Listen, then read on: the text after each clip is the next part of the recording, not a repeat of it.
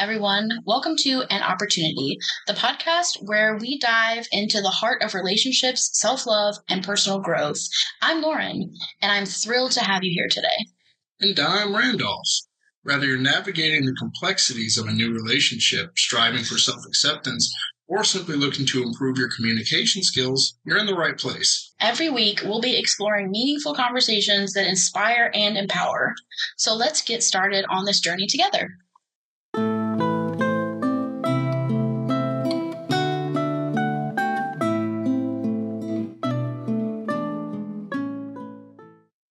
Before we jump into today's topic, hit that like and subscribe so you never miss an episode. If you're enjoying what you're hearing, please leave us a review and share the podcast with your friends. Your support helps us grow and reach more people who can benefit from these conversations. And if you're craving more, follow us on Instagram, Facebook, TikTok, Threads, and YouTube at An Opportunity Podcast and join the conversation there. Feel free to reach out to us. We'd love to hear your thoughts and experiences.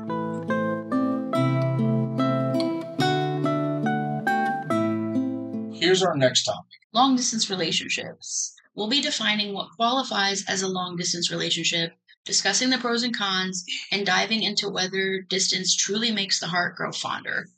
And we'll be exploring factors that contribute to successful long-distance relationships and share practical tips and advice for those navigating this unique journey. Whether you're currently in a long-distance relationship, considering one, or simply curious about how they work, we've got you covered. So what would you qualify as a long-distance relationship? I would say a relationship that takes place either majoritively or completely unphysically. So like a long-distance relationship could be someone that's just a half an hour away. But if you don't have that physical side, if you don't see them, then it's a long-distance relationship. I agree. I think, for us, it was an hour. Mm-hmm. But it may as well have been 12 years. Yeah. Because it was still the effort of needing to be separate or, needing to travel to come see each other. Yeah, that's definitely what I would call a long distance relationship. I would agree. I would say like any sort of separation that you need to do for work or school or something like that would be a contributing factor. But I think you're right. Like where it's normally completely separate. I know that there are benefits and obviously challenges to being in a long-distance relationship, but what would you say would be the most beneficial or the most challenging? Well, one of the greatest benefits is you have that time and the opportunity to kind of grow as a person with another person before you're together, and you have to learn to grow together because, of course, the individual is important in those situations. Yeah, and as far as the biggest challenge is, I'd say, of course, the lack of physical nature to it, because when you want to show affection and intimacy, you have to find a way of doing that without any physical contact or anything like that. And, for a lot of people, it's a big hurdle. I agree. I think that to me, the benefit and challenge is the trust. Because obviously the challenge would be that there are trust issues, having issues of not feeling secure or different things like that. But I think it also gives you the opportunity to build that trust where normally another relationship, you would build it based off of proximity instead of basing it off of the information of who this person is and what they've shown you. And it gives the opportunity to show somebody who you really are and what you really stand for more so than a relationship that starts or in any capacity is at a distance. Yeah, I would agree. Yeah, every relationship has that aspect of trust, and, it compiles with the fact that you can't physically be there. And, that kind of adds a certain, am I involved enough? And what are they doing when you have your own schedule kind of thing? And even though that's in every single relationship, I think that long distance coupled with, those insecurities that most people have it makes it a special kind of challenge. Yeah, I completely agree. I think that the challenges too is that if you're not good at communicating, it really accentuates how bad at communicating that you really are. Yeah, that can be really tough. Yeah, because if you just text sometimes and it's just a vague kind of blanket text that, oh yeah, day was good. Gonna go do my thing now. That doesn't really spark any kind of affection or anything like that. That could be really tough. I mean, I like you and we had a conversation about that you wanted to be involved in my day because you didn't see what I was doing every day, or you weren't involved in it, so you sort of wanted to know what I was doing, and I sort of didn't want to give you that information, not because I was trying to hide something, but it was like, I ate a bowl of cereal, took a nap, I fed the dog, I played with him for a second, and it was sort of, is this pertinent information? Yeah. Everyone's needs kind of have their own unique tinge to it, unique colors to it. And explaining that and trying to get your partner's side of that is really important because it can be as simple as, hey, I just, want to know if you're just on the couch on phone all day, that's fine. I just want to know. So I feel like you're a special person that I can relate to and take interest in every day. Even if you are like, yeah, I just went to work and, now I'm going to go to sleep and wake up and talk to you here in a little bit. But still like, oh, okay, well, they're keeping me in their mind on their schedule and we're still good. And everyone has that kind of want for that connection. I agree. And I think it also is something that's, if you can visualize what they're doing, you kind of feel the closeness to them. And it's like, oh, they're sitting on the couch or whatever. Hey, I've seen that couch. I've been there. Yeah. Like, I know what that's like. Having that sort of involved, even when you're not in the vicinity, is kind of important. Yeah, which is why I am a large advocate for like screen sharing movies, however you want to do that, and video timing and calling every day, having that aspect is it's very important. Yeah, because I mean, you and I, every day, we talked minimum 2 hours. And it wasn't like you didn't have a job or things that you needed to do. It was just, this is how we want to spend time and this is what we want to do together. And we want to make sure that we're working together to keep our relationship strong and not sort of backslide into, well, I'm sure that she's doing this or she's potentially doing this, instead of, hey, I know that I can trust her. I know that everything is okay because I know that we've built a space that if something weren't okay, they would come to me. Yeah, I used to work and then get off of work. And while I was doing everything I needed to after work, the dishes, if you had laundry to do, if you had to prep your lunch for the next day, or, if you just had to wash up, I would do everything that I had to do with Lauren on the phone, except for take a shower, just because, my phone's not, he don't like water. But yeah, it's just stuff like that is important, especially to people that really value having someone in their life, is not just looking for some extra attention or another person to comfort them. Absolutely. I think that it was something that both of us were really upfront and honest about what we wanted and needed out of each other, especially with it being longer distance and not being able to see each other every day, and kind of what do we need to do to stay connected during the week until I can get to you on the weekends. Mm-hmm. And once we got to the weekend, the communication would be different. Mm-hmm. And I think that that's one of the big things of how it worked for us, because we both were having the conversation of, this is what I need. This is how I feel seen. This is how I feel understood. This is what makes me happy in this. And how do I show up for that? Yeah. That's probably, one of the things that kind of really made me believe that I was putting in the effort that I needed to, because it's one thing to like fall in love with you and want a relationship, and it's something else completely to feel that reciprocation and to really want to dig in and invest and spend whatever free time you have on your relationship and with your son. Absolutely. Like, I don't think that it's something that is, oh, well, I have to talk to this person. I need, like, they're going to think that I don't care about them. They're going to think this X, Y, and Z, where this is, I want to talk to this person. I want to spend the time to figure out how I can show up and everything like that, where it's given. It's not something where it's like, if I don't do this, he's going to be upset. If I don't, if I don't call or tell him what's going on, then man, he's going to be upset. I'm going to have to deal with that. Where it's more or less like, hey, I can't wait to talk to this human. I can't wait for this person to get off work. Why does he have to work so much? Why does he have to go to work at all? Why is that necessary? Yeah. I do that one of the things that really helped us was watching movies together and finding a way to laugh and have shows that we watched specifically together.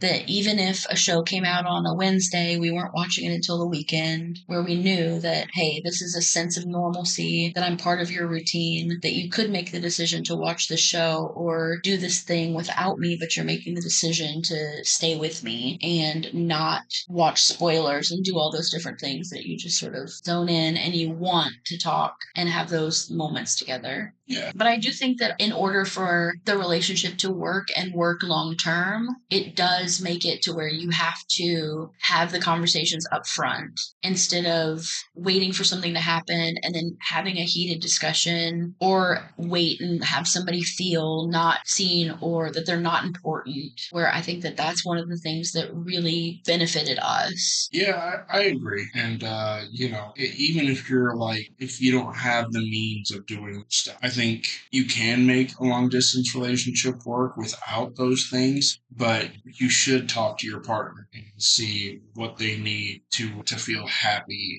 and, or at least as happy as, they can be in the circumstance, because there's a certain level of commitment that comes with long distance relationships, and it's a complete commitment without all the things that come with a relationship. So it can be harder, it can be more challenging, and it's the responsibility of both partners to do everything they can for each other to kind of make it work and make everything go smoothly. I agree. And it kind of is something where if the best way for you to feel seen is to get a good morning text, it should be something where it should be very easy to go to your partner and say, hey, I would really appreciate a good morning text or a good night text. Could you please let me know that you got home safely? Because obviously it's something to where when you're in person, you don't need that. I don't need you to tell me that you're home because I see you.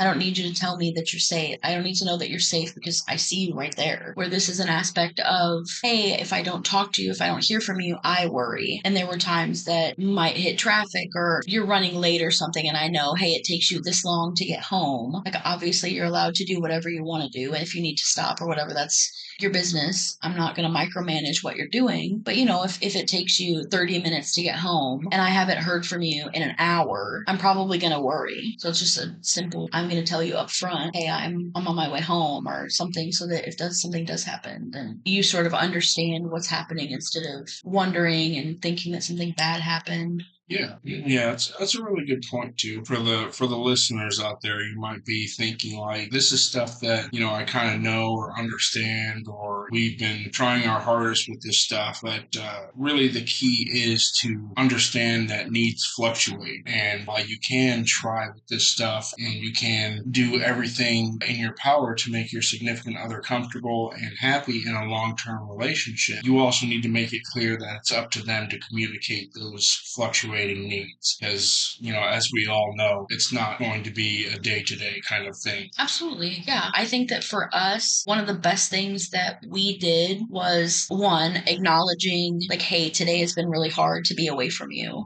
of taking the time to have a vulnerable moment where normally you wouldn't have to have that, where you can say, hey, I'm really missing you today. I need a little extra time. I really want a little bit of extra effort. Can we make plans to do a video call, or can we do something where we can connect? Because I think that even for you and I, we were talking on the phone every day, but if you were having a really bad day, or if I was, something about seeing your face made it better. And it was sort of, this is way better. This is actually seeing him and, able to see your cute little face and your smile. And it was just an automatic, I don't know, I just always felt better. Yeah. And for me, it was a big thing of kind of hearing your emotions and just giving you a space where you can let it all out. Because if you get offended, or if you feel like, well, he's just going to be upset anyway, or she's just going to say it's not enough, you kind of gotta stop that thought process and just remember that this is something that both of you are now attempting.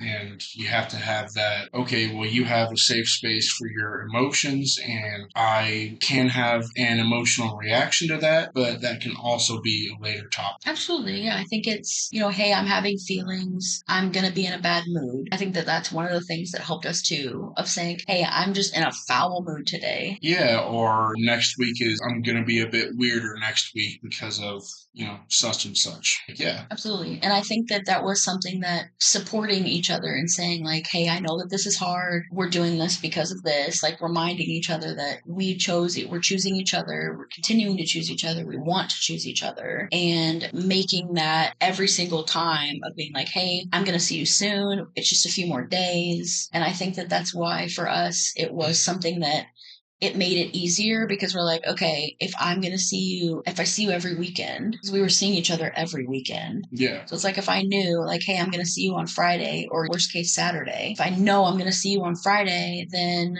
I can get through. If it's Wednesday and I'm having a hard day, like, hey, I've got a couple more days and I'm going to see you. Or if you're having a bad day, you would say, hey, I get to see you later on today. I'm going to go to work and then I get to see you. Like, you're going to be there, you're going to be at my apartment when I get off work. Yeah. Yep. It's that stuff is great, and establishing boundaries to kind of help reinforce those things is great too, because I'm sure there's a lot of situations out there where you're in a long distance relationship and your significant other is going to hang out with a girlfriend of his or a guy friend of hers. And usually it's not a comfortable thing for a lot of people. And having a boundary of, okay, I'm not going to complain that you're doing this, but there's some extra information I need. Okay, you can do this, absolutely, but I am probably going to be a bit weird, or this is going to be some of my insecure area that kind of comes through. Communicating all that is going to be really essential, so there's no restriction in the relationship, because a long distance relationship really can't be strangled by restrictions. That's going to cause a lot of problems in that long distance relationship. Absolutely. I think it was one of the things that I really appreciated about you, because you acknowledged, like, hey, you have your life and I have mine, and we're finding the balance between both of us to be happy, to do what we want to do. But that doesn't mean that you can't be respectful of the person. And I think that a lot of people would see how we function as being over communicative,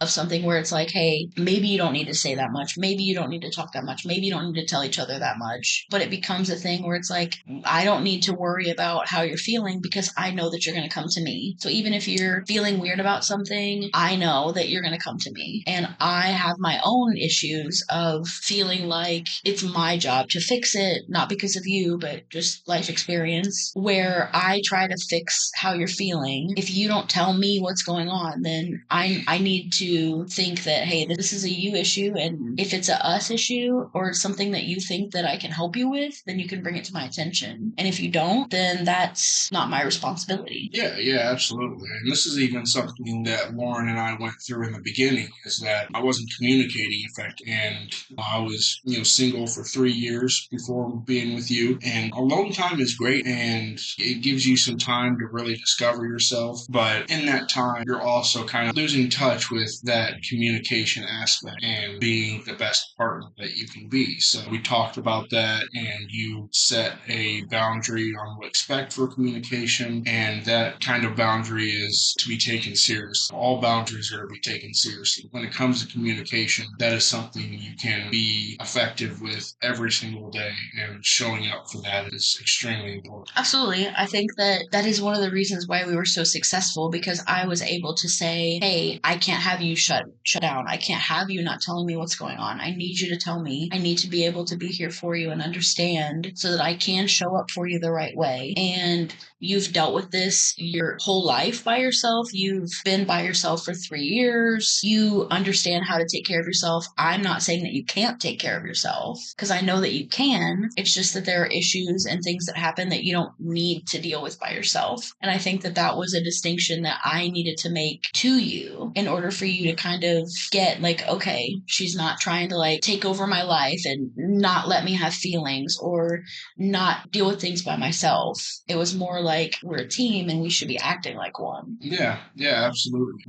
You're probably going to encounter some soft spots with your partner, whether it's a point of pride or ego or just insecurity, and that lack of communication communication is going to stem from one of those things. And I think it's important to remember that those are things that can always be worked. They're not just addressed and worked through, and maybe you find a fix for it, maybe you don't, and then it's just kind of moved past. You can always work on not letting your ego or pride interfere with communication and really opening up and being vulnerable. Yeah, I think it's small tweaks over time to perfect how to show up right and how to be there for the person, and not like quick fixes aren't usually long lasting. They're not useful. They might be a nice band-aid, but they don't fix things. And most people aren't like us, where we have a conversation that is 2 hours long that could have been 15 minutes. But I would rather make sure that each other understands, get everything out, figure out a solution, have all of those things in place. And then if this were to happen again, we know how to handle it. Or if something similar happens, we know how to go from here. We don't have to be like, oh, I have no idea how he's going to react. I don't know if I should say anything. I don't know what I should do. It's like, no, we've been through something similar. This is how he responded. Especially for me with having abandonment issues, it's very reassuring to have those conversations and have a partner that isn't getting frustrated at me because I'm needing more. Yeah. For the men listening, let me tell you this. If you want your partner to be able to completely open up and be honest with you, create a safe space for her to do so. You can't be reactive, even though it might be frustrating or hard to hear what she's telling you. You cannot be reactive in those instances, because that's going to set a precedent of some fear or anxiety when something needs to be communicated with you. And of course, I'm sure we could all understand that is not a good feeling coming into a conversation. So, yeah. I agree. Even the ladies, it should be something where you expect, and not just expect, but communicate appropriately that, hey, I'm feeling feelings. I want to get this out to you. I'm trusting you with this information. I want you to understand me better. I want you to understand how I feel and why I feel that way, so that you know how to show up for me. Because I know that I can't think of an instance right now, maybe you can, but I know there have been many, many, many times that you learn something and it's a small tweak that you are happy to make that can be a world of difference for me. Where it's like, yeah, you feel a certain way, or you've done something that's small and you can make that change, and it makes me feel like you heard me and that you understand and that you care about how I feel. You know what I mean? Yeah, absolutely. There's been circumstances like that. Yeah, it's like, I think we've both kind of made little tweaks to what we do or how we say things or what happens so that we can show up appropriately. Yeah, we have. Yeah, we did that when we were in that long distance kind of spot that we were in, and it was very helpful for building a good, strong foundation, so that when we did move to the next step of our relationship, we already kind of had that premise, and we just continued it, and it really helps make things work. Absolutely. I think it's been the difference in making sure that we both are seen. Yeah, I agree. You're very cute. Oh, I do think that if you're in a situation where the distance or the time is different, I know that in terms of long distance relationships, we were very privileged in being able to see each other every weekend. So we knew that that was something to look forward to. I think that all of the tips that we've said thus far are even more important if you don't know when you're going to see your partner next, if you don't know any of that information, or if you do know and it's like it's a long way away, of finding those little goals and the setting up dates and showing up that way to make sure that you're not saying anything, and then when you see each other you end up having a big blow up because you didn't communicate how you were really feeling, and then maybe they're not as happy to see you, or they're having a bad day, or that day when you see them and you think, oh, like, they must not care about me, they must not love me, when it could have been communicated that whole time, of having different milestones that you can still have. Like if you don't see each other for 6 months or longer, or even a month. I know us, I think there was a weekend that I only got to see you for a day or something, and it was like, oh, this sucks. Like, this is horrible. Like, I don't want to do this. Yeah. So I can imagine that if somebody were in a situation where it's even longer, how important it is to be involved in your day-to-day. But being involved in the day-to-day, showing up for dates, having surprises. I know that a lot of people will do care packages of something. One thing that you gave me and I gave you you gave me your cologne, I gave you my spray perfume or whatever. And it was just something that I was missing you. I could at least have some sort of a sense of you. Even though I couldn't have your physical presence or a hug or anything like that, I could spray your cologne on me and smell that. And it was like you were there for a second. Yeah, yeah. I mean, those things always help. And by all means, depending on your partner, go on social media with you and your partner. Tell your friends about your partner. Make sure your partner knows that you're friends and you have been talking about them. And, you do these things so that there is an anchor that someone can say, oh, okay, well, she's already investing other people in this relationship. And it's not just something that's for us. And I have to kind of always wonder if anyone else really sees it or others are happy for her or happy for you. And those things are really important as well, I think. I agree. I also think that it's something where you can create memories and have experiences with your person, regardless of how far away you are. There's many times that you can go to someone, especially if you know their friends. If you know their friends, then you can go to them and say, hey, I want to surprise Randolph. Like, I want to do this or this. And they can kind of be the physical person that kind of sets this up and creates a moment where even if it's, hey, I want to surprise her with a nice romantic dinner, and it is a video call, but having somebody surprise her with having the computer set up, having a nice little spread of food, having a little picnic or something to where it's like, hey, I'm showing up for you and I'm putting in the extra effort to make sure that you feel seen and heard and loved. Even if I can't physically be there, I'm going to do everything to be as close to you as I possibly can, even if that involves somebody else. Yeah, those are really great ideas. I agree. I think exposure and seeing little appreciation posts, I think people are like, oh, that's dumb. Like a display of like how you feel is so cheesy. But I think that in a long distance situation, it's like, hey, this person is taking time out of their day. I know they're busy. Here are all the reasons that they wouldn't or couldn't, but they still showed up and, took the time to write a nice little post. And you get the posts of, I'm so happy for you. This is great. You deserve this. And you're getting that kind of the positive endorphins and everything happening from being acknowledged and seeing that, everything is the way that it should be. Yeah, and it's also just that extra involvement.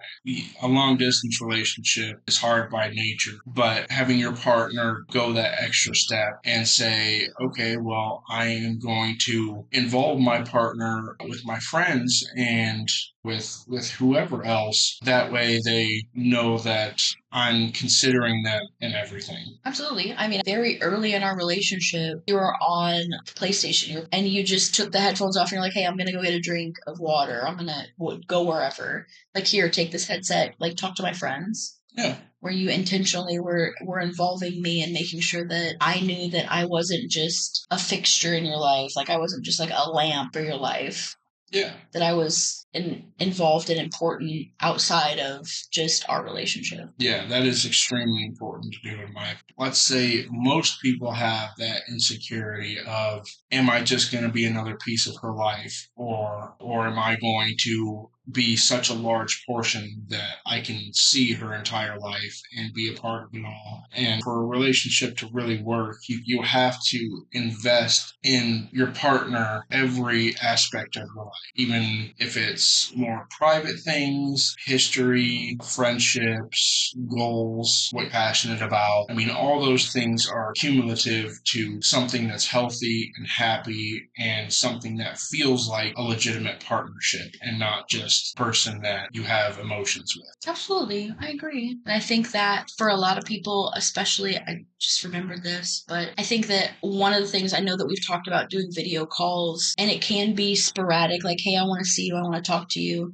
But I think especially if you're both balancing very busy lifestyles, that it's something where, hey, I know that you're going to be off work at 2 p.m. on Thursday. Let's do a video call. Let's schedule it in so that it makes sure both of you are making the time to do that, so it doesn't get lost in translation or doesn't get to the point where you're like, man, I haven't talked to this person in 12 years. I haven't talked to this person in so long. I miss them. And I think that what it boils down to is you're naturally going to miss somebody, especially with the distance. You're going to miss them. That's going to be a part that doesn't have to be acknowledged all the time, but I think that it needs to be respected all the time. Yeah, I agree. I think that an important distinction is the difference between a positive missing someone and a negative missing someone. Like, I think that there's a huge difference between, hey, I'm really missing you and I'm so excited to see you and I'm ready for that, versus I'm missing you because I don't know where you've been.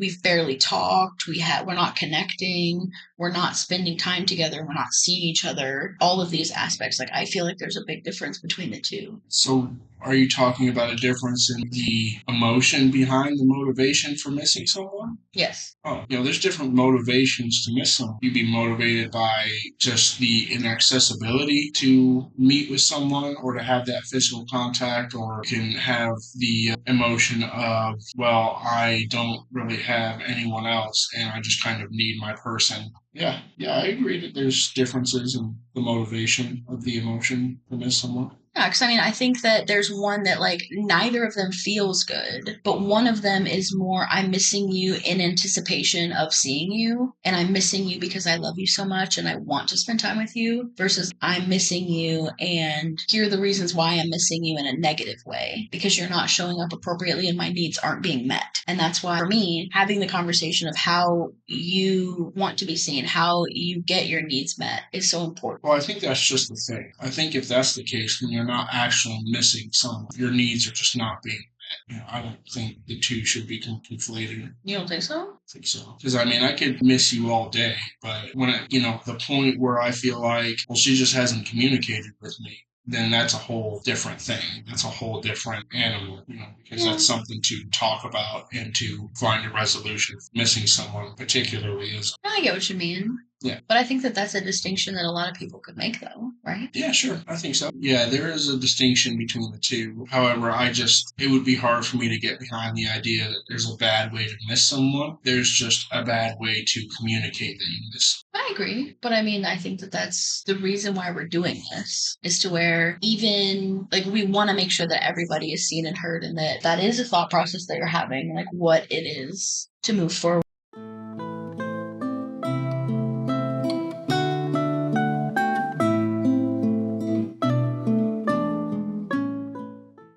To summarize, long distance relationships are a particular challenge that have to be met with particular intentions and maybe even compromises. And it starts by establishing a baseline of fluctuating needs, insecurities, and what your partner needs from you. And I think that it's something where there is no good or bad way to do it. There's not one way of seeing, did it this way, so this is the way that I need to do it. This is the only way that it'll work.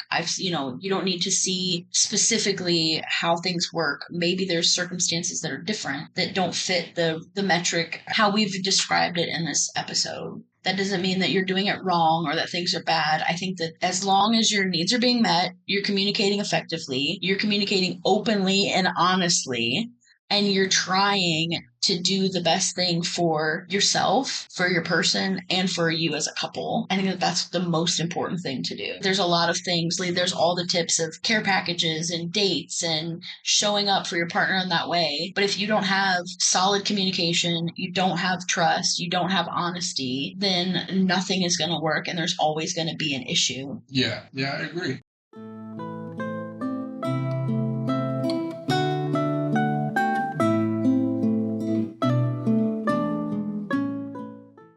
As we wrap up today's episode, we hope that you found our conversation of long distance relationships insightful and helpful. And remember, while long distance relationships can be a challenge, it can also strengthen your bond and foster deep emotional connections. If you have any thoughts or experiences you'd like to share, we'd love to hear from you on our social media or email. Don't forget to subscribe to an Opportunity podcast and tune in next Friday at 8 p.m. Eastern Standard Time for another episode. Until then, take care and keep growing. Thanks for listening. Thank you.